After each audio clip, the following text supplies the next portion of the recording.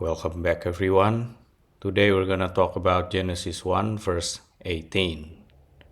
To rule over the day and over the night, and to divide the light from the darkness. And God saw that it was good. So Genesis 1, verse 18 continues the divine act begun in verses 14 to 17. The establishment of the sun, moon, and stars as luminaries. But here, their spiritual function is clarified. The Zohar explains this verse as the mystical expression of governance, distinction, and harmonization, with the sun and the moon reflecting divine archetypes and the separation of light and darkness, symbolizing the eternal dance between revelation and concealment. The first phrase we have to rule over the day and over the night. This is cosmic kingship. The phrase to rule implies dominion, not domination. The Zohar interprets this rulership as a balanced governance between opposites, sun ruling the day, which is clarity and revelation, moon ruling the night, concealment and mystery. Spiritually, this models the relationship between Tiferet, the sun, and Malkuth, the moon.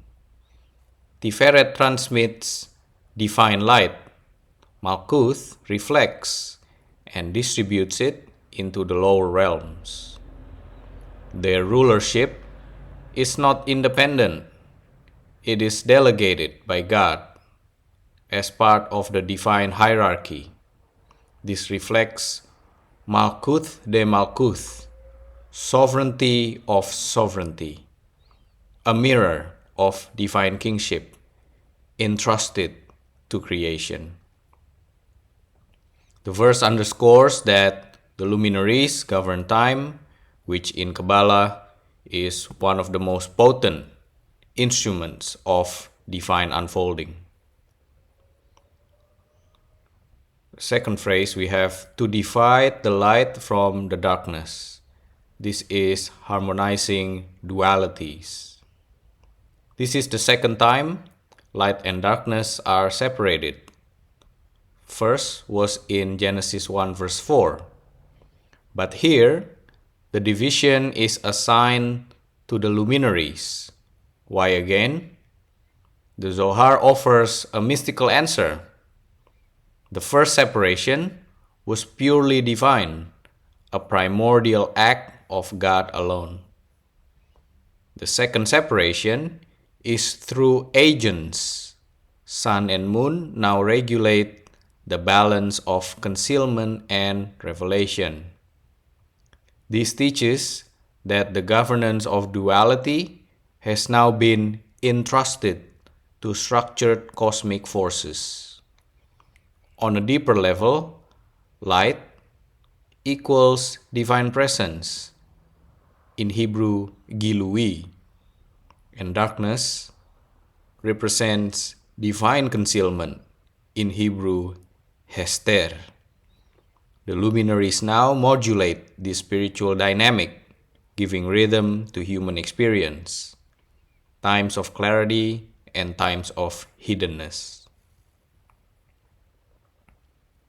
The Kabbalistic archetypes, which is masculine and feminine, sun and moon.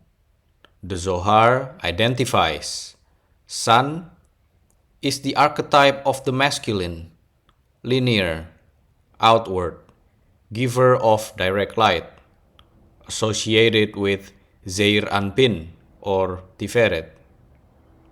Moon is the archetype of the feminine, cyclical, inward, reflective, linked to Shekinah or Malkuth.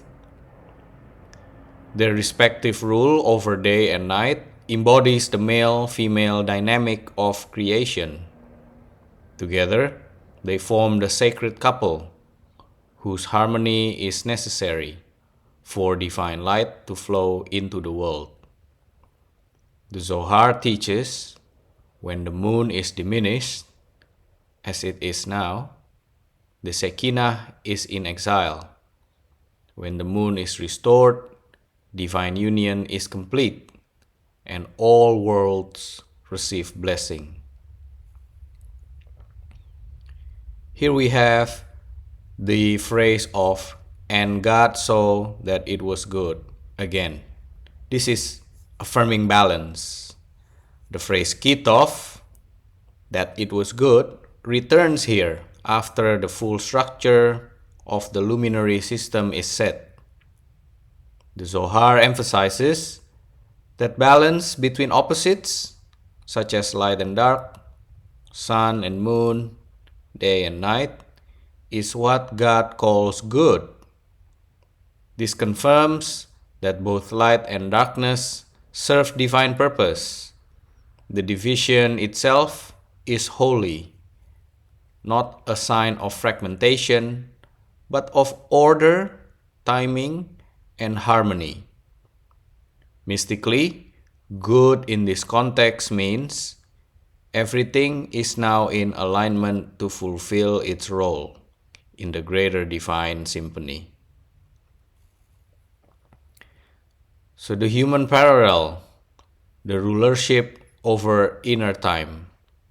The Zohar teaches that just as luminaries govern the outer world, so too must we govern our inner world. Day corresponds to moments of clarity, understanding, and insight. Night represents confusion, doubt, or the soul's hidden dimensions. To rule over both is to cultivate spiritual maturity, to walk with clarity when light shines, and to navigate darkness with faith when it doesn't. True wisdom is the ability to recognize divine light even in apparent darkness, and to bring both aspects into service of the divine.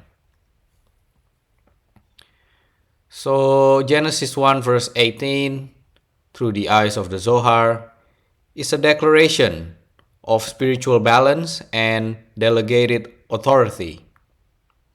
God gives the sun and moon the role of rulership, the sun over day, and the moon over night. This reflects the divine masculine and feminine principles, with the sun as giver and the moon as receiver. The verse also says they divide light from darkness, not merely physical light, but spiritual clarity from concealment.